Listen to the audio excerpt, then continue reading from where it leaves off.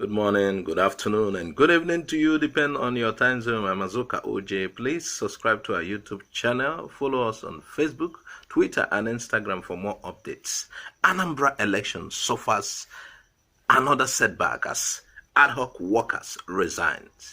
Thousands of ad hoc workers for the Anambra State governorship election have resigned due to fears of attack by members of the indigenous people of Biafra, IPOB.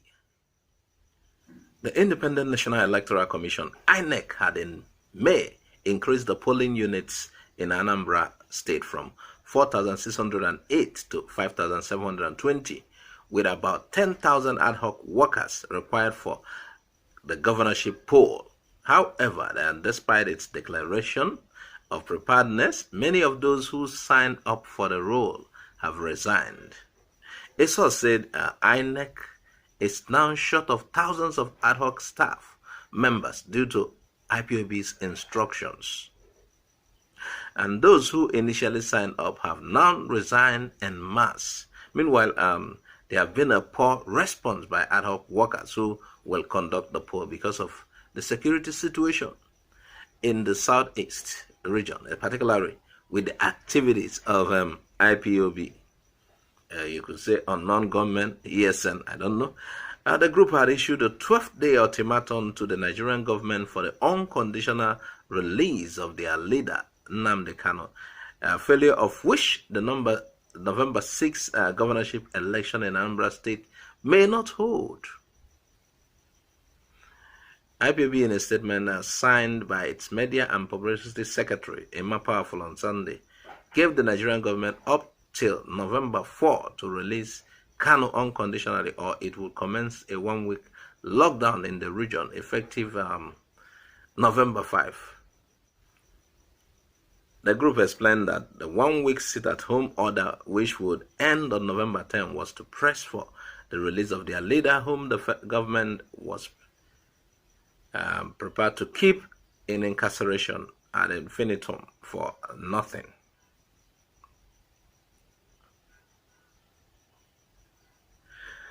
Now, still on the sit-at-home directive, if sit-at-home holds, we may have to use prisoners to vote.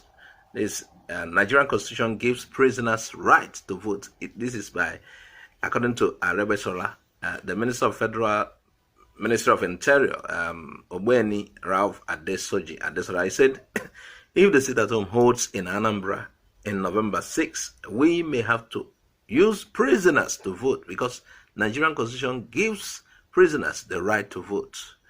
He said this is because the enabling laws do not remove the right to vote from inmates because they are inmates. There are certain freedoms that they are denied, but voting is not one of them. So the inmates' right to vote must be encouraged by all and sundry, especially now our government desire more people to participate in the incoming Anambra election. The agency has earlier reported that the Poll Right 23 project is aimed at facilitating civic engagement among communities without low voters turnout, including inmates in Nigeria. And Carmelite Prisoners Interest Organization, CIPIO, organized the meeting with relevant stakeholders to find a way to achieve the project. This is very funny. Then they should ask the gubernatorial aspirants to take their campaigns to the prisons. Have the voters, I don't know if they have done a voters accreditation for prisoners. Or would they just, on that day, vote like that? IPOB has really unsettled the Southeast with their latest move. Anambra State will be a major test to know if IPOB can put a halt to elections in Southeast. Meanwhile, it seems the federal government of Nigeria may not be ready to soft pedal if this move is anything to go by. He said Nnamdi Kanu's trial will lead to IPOB's end. This is coming from the presidency. The presidency has disclosed that the trial of Nnamdi Kanu, leader of the indigenous people of Biafra, IPOB, would lead to the end of the pro-Biafra group. President Muhammad Buhari's spokesman, Garba Shehu, disclosed that IPOB does not enjoy much support in the Southeast. Who tell you?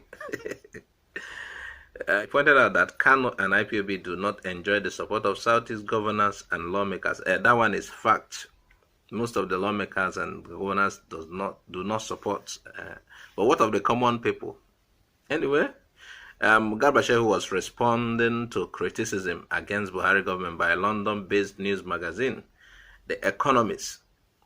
And in a statement is posted on his Facebook page, he disclosed that the federal government was making further efforts to get IPOB rightfully designated as a terrorist organization.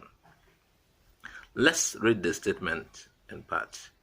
He said, in the Southeast, IPOB wishes, the Economist rightly described as the economic newspaper, as the rationale, the arrest and present trial of the terrorist leader, that's according to his page of the group, is the beginning of its demise, the end of IPOB.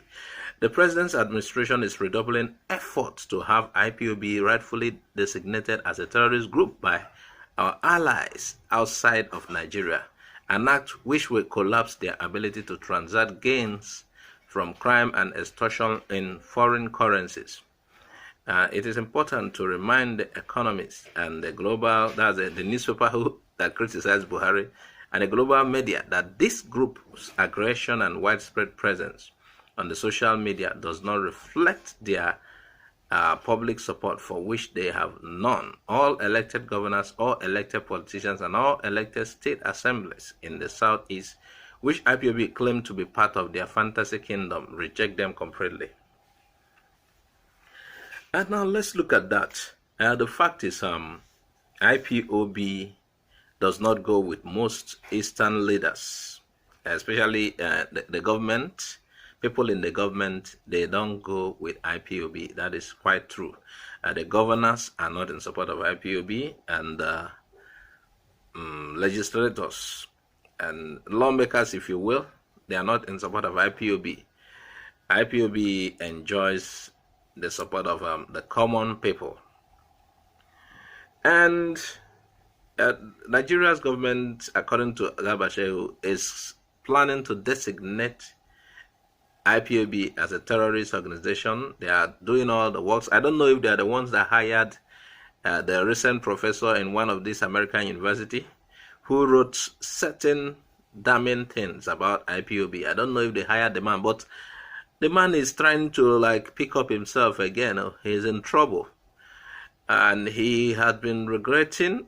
He said he was contacted to write against the organization. And now his profession is almost being ridiculed for creating time to write such disturbing reports. They say, there was a protest the other day in the U.S. asking him to resign, and he wish he hadn't spent his time writing what he wrote. So I don't know if he was contacted by the Nigerian government to do that. I don't know. The Nigerian government is so much worried about IPOB, and they'll be lobbying. And according to Garba Shehu, they want to do all it takes. He's not even hiding it. They want to cut off funds. In any way IPOB is getting funds, they want to cut off the supply because they want to end the organization. And according to him, the trial of Mazen Nnamdi Kanu is the beginning of the end of IPOB. Anyway, viewers, what do you think? Add your comment on the comment section. Tell us what you think. Will Nigerian government at the end of the day achieve it? IPOB started on the premise of no violence, and recently they said they picked up arms in the name of ESN. Well, I don't know what you think. Please add your comment on the comment section of this video. Tell us, let's talk more about this. I'm Azuka OJ. I say bye for now.